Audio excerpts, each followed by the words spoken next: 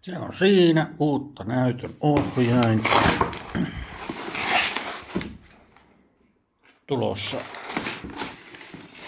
VR-laite jossain vaiheessa, niin piti päivittää uutta näytönohjainta. Eli vanha 4090, ei vaan 4080 lähtee sitten superimyyntiin jossain vaiheessa. Avetaanpas tästä vielä kohta. Noniin, semmosen näköinen. Saa nähdä miten hyvin nämä uudet virtalähteet, virtapiuhat toimii. Sanovat, että nämä sulavat korttiin kiinni.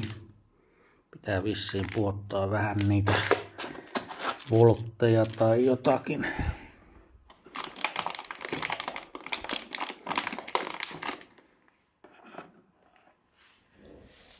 Siinä on kone eilen imuroitu.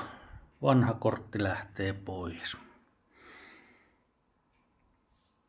Tässä mitään kuin asentelemaan.